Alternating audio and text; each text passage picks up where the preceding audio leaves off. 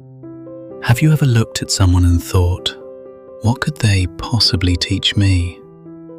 Maybe you never said it, but inside you had already measured them by their education, their job, the way they spoke, and somewhere in your mind you quietly placed yourself above them.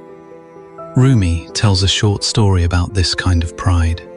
It begins with a man who knows a great deal, and it turns on one question he cannot answer. By the time that question comes, everything he was proud of suddenly looks much smaller. This is a simple retelling of a story from Rumi's Masnavi, Book 1. A learned grammarian once stepped into a boat. He had spent years studying language. He knew grammar, he knew rules, he knew how people should speak, and he was proud of what he knew. The boatman was different. His life had not been spent among books. His hands knew ropes, his eyes knew the water, he knew wind, he knew currents. The grammarian knew none of that, but he was not interested in what the boatman knew. He was interested in what the boatman did not know. And the first thing that goes wrong in this story is not the river. The grammarian asked him, "Have you ever studied grammar?" The boatman answered, "No." The grammarian said, "Then half your life has been wasted." Rumi tells us the words hurt the boatman, but he did not argue. He stayed quiet, and that silence makes the moment sharper. The grammarian gets to sit there believing he has won. He is educated, the other man is not. At least, that is how he sees it. He has no idea the river is about to answer him. The wind rises, the water changes, the boat is caught in a dangerous whirlpool. Now the grammarian is no longer judging another man's life. Now he is in danger. And the boatman asks him one question. "Do you know how to swim?" The grammarian says, "No." And the boatman replies, "Then your whole life is about to be lost, because the boat is sinking in these whirlpools."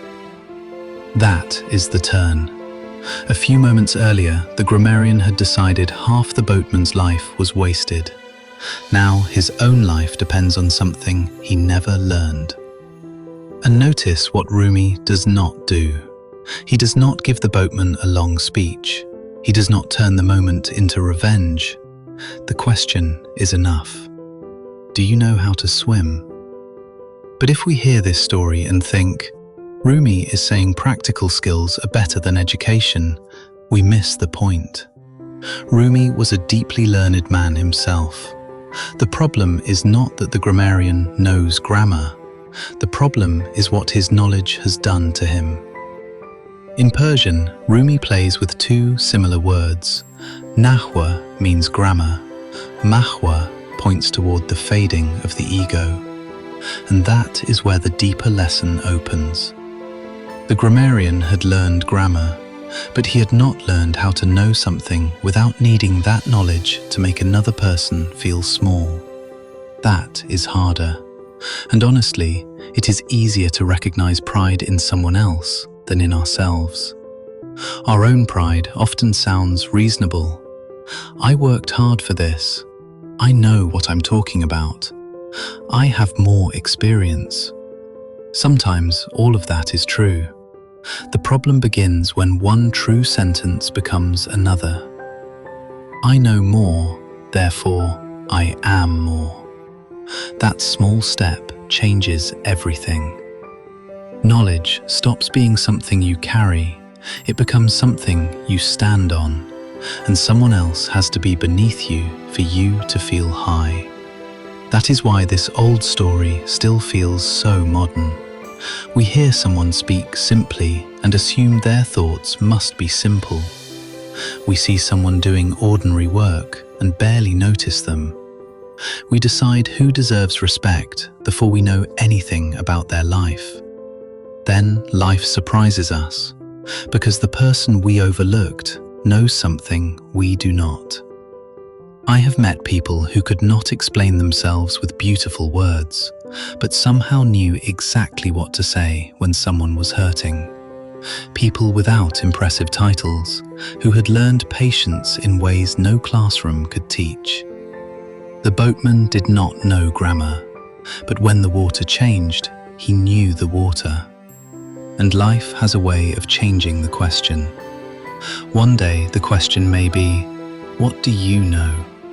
Another day it may be, can you stay calm when your plans fall apart? Can you forgive? Can you admit you were wrong? Can you trust God when what you depended on is no longer there? There are many kinds of knowing, and most of us are strong in some places and helpless in others. That should make us gentler, not ashamed of what we know, just gentler. Because you never really know who is sitting beside you in the boat. And this is where the story becomes personal. What is your grammar? What is the thing most likely to make you feel above someone else? Education? Money? Success? Experience? Even faith can become a place for pride to hide. A person can begin by thanking God for a blessing and slowly begin using that blessing to judge someone else. There is one question that exposes this quickly. What has what I know done to me? Not only what have I learned, but what has it done to my heart? Has it made me kinder? When someone knows less than I do I help them without embarrassing them? When someone makes a mistake, do I correct them because I care or because I enjoy being right? That question is harder than grammar, and I think it is much closer to Rumi's point. Humility does not mean pretending you know nothing. If you are skilled, you are skilled. If you have achieved something, there is no need to deny it. Humility is remembering that you did not create yourself. You did not give yourself your mind. You did not control every door that opened. You did not choose every person who helped you. Once you see that clearly, gratitude begins to replace superiority. You can still say, yes, I worked hard, but now another sentence sits beside it. And I was helped. By people, by opportunities, and above all, by God. That changes the way you look at the boatman. You stop asking, why doesn't he know what I know? And you begin wondering, what does he know that I don't?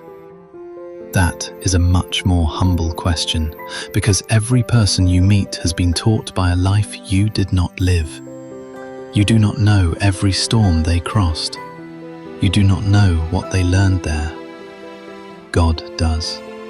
The grammarian heard one answer. No, I have not studied grammar. And from that one answer, he judged half a life.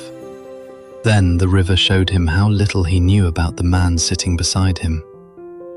There is something almost merciful about that moment. Sometimes being brought down from pride saves the heart from becoming harder. We need reminders that say, you are still learning. You still need people. You are not above being corrected, and you are never above needing God. There is peace in that. You do not have to know everything. You do not have to be the smartest person in every room. You do not have to win every conversation. You can listen. You can ask. You can learn. And nothing is taken away from you.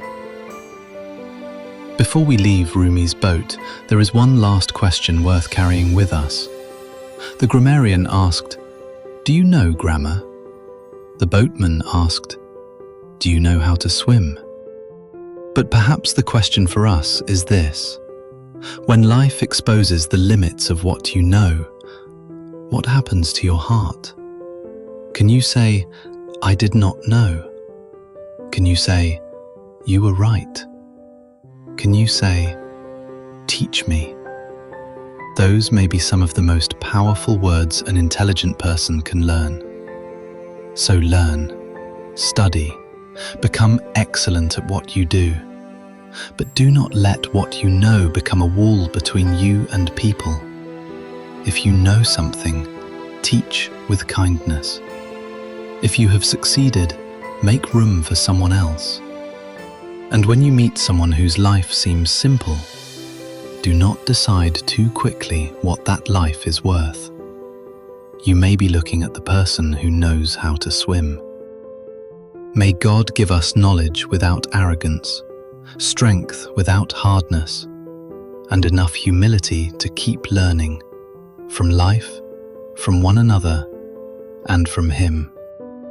Because the wise person is not the one who can prove that he knows the most.